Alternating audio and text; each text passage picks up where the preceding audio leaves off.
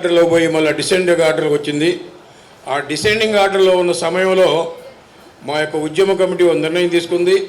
ఆ ఉద్యమ కమిటీ నిర్ణయం ఏమిటంటే, విజయవాడ బార్ అసోసియేషన్ ఇందాక పాప చెప్పినట్టుగా ఈ ఉద్యమ కమిటీ వీక్ అయిపోతుందని చెప్పేసి ఈ రాష్ట్ర వ్యాప్తంగా కూడా ఉద్యమం డెవలప్ కావాలని, ఇంకా ముందుకు పోవాలని, ఈ చట్టం రద్దు కావాలని చెప్పేసి ఉద్దేశంతో ఈ రాష్ట్ర మహాసభ జరపడం జరిగింది. ఈ రాష్ట్ర మహాసభ ఏదో తీర్మానం చేయగలుగుతుంది. ఎందుకంటే గవర్నమెంట్ ఇంకా 10-20 రోజుల్లోనే నోటిఫికేషన్ వస్తుంది కాబట్టి ఎలక్షన్ నోటీసు, ఆ నోటీస్ కారణంగా ఈ గవర్నమెంట్ ఈ యాక్షన్ ఈ చట్టాన్ని రద్దు చేసే అవకాశం కూడా ఒక 10 రోజులు మాత్రమే ఉంది గవర్నమెంట్కి. ఆ తర్వాత ఏ గవర్నమెంట్ వచ్చిందో ఏ గవర్నమెంట్ ఉంటుందో మనకు తెలియదు.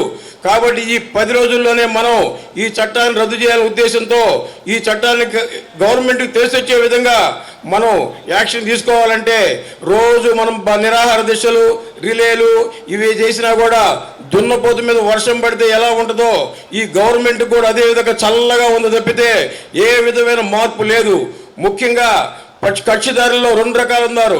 ఒకరు కోర్టుకు వచ్చి రిలీఫ్ కోసం వస్తారు, ఒకరు డిఫెండెంట్ ప్రతివాదులు అందరికి కూడా ఈ కోర్టు బాయ్కాట్ జరగడం చాలా హాయిగా ఉంది. ఎందుకంటే కోర్టులో ప్రొసీడింగ్ జరగకపోతే సగం మంది క్లయింట్స్కి హాయిగానే ప్రశాంతంగానే ఉంటుంది. కానీ మనం అడ్వకేట్స్గా ఈ విధంగా మనం అన్ని రోజులు కొనసాగించినా ఈ గవర్నమెంట్లో మనకు మాత్రం ఏమాత్రం మార్పు రాదని తెలిసిపోయింది. అందువల్ల మనం ఈ యాజిటేషన్ మనమే సీరియస్నెస్ చేయాలా. ఈ విధంగా ఏ విధంగా సీరియస్ చేయాలంటే, గతంలో సమైక్యాంధ్రప్పుడు మనం ఈ బార్ అసోసియేషన్లో కూడా అన్ని రాష్ట్రాల్లో అన్ని ప్రాంతాల్లో ఈ ఆంధ్ర ఉద్యమంలో చేశాం. ఆ ఉద్యమంలో మనం కోర్టులు గేట్లు మూసేశాం. ఎప్పుడైతే గేట్లు మూసేశారో పోలీసు వాళ్ళు వస్తారు.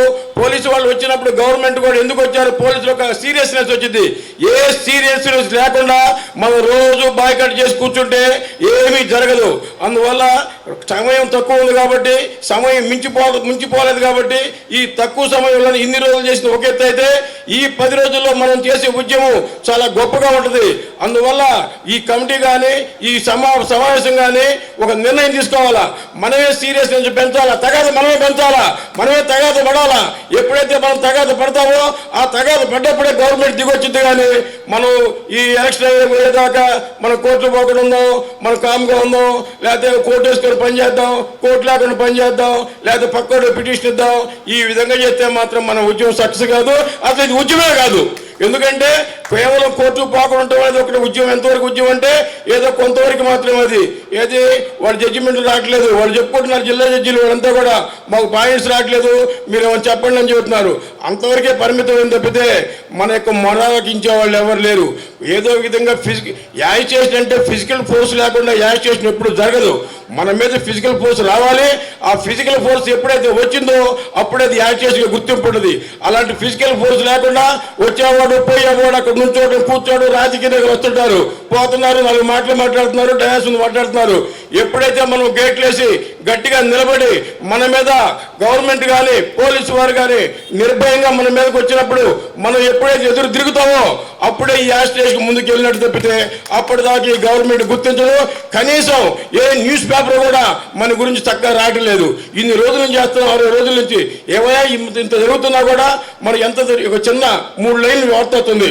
ఒక వార్త రావాలంటే ఒక సెన్సేషన్ ఉద్యమం జరగాలి. ఒక సెన్సేషన్ ఉద్యమం జరగాలంటే మనం భయపడకూడదు, మనం బ్రేవ్గా ఉండాలి.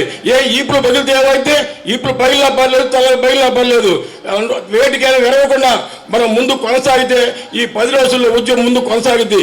లేకపోతే మీరు ఎలక్షన్ అయినా కూడా మనకు మాత్రం మన ఈ ఉద్యమం కొనసాగినా కూడా మన కోరిక నెరవేరు. అన్ని బార్ అసోసియేషన్ బాయ్కాట్ చేసి మనం ఈ యాజిటేషన్ మనం సీరియస్నెస్ పెంచకపోతే ఎలాంటి చర్య తీసుకోదు. కాబట్టి మనం ఖచ్చితంగా కూడా గేట్లు మొత్తం మూసేసి మనం యాజిటేషన్ చేసిన రోజు గుర్తింపు వచ్చింది.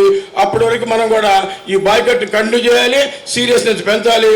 అప్పుడే మనం యాజిటేషన్ ముందుకు పోయింది. కాబట్టి ఈ అవకాశం ఇచ్చిన బార్ అసోసియేషన్ అందరికీ కూడా ధన్యవాదాలు తెలియజేస్తాను. Thank you sir. నెక్స్ట్ పెద్దలకు మరియు ఇక్కడికి విచ్చేసిన నా తోటి న్యాయవాదులు, అన్ని బార్ అసోసియేషన్ ప్రెసిడెంట్లు, సెక్రటరీలు అందరికి కూడా ముందుగా నా హృదయపూర్వక నమస్కారాలు తెలియజేసుకుంటున్నాను. ఈ రోజున మనం ఇక్కడ ఈ కార్యక్రమం ఏర్పాటు చేయడం యొక్క ముఖ్య ఉద్దేశం మీ అందరికి కూడా తెలిసిందే. నేను షేక్ జానీ బాషా గురజాల బార్ అసోసియేషన్ ప్రెసిడెంట్గా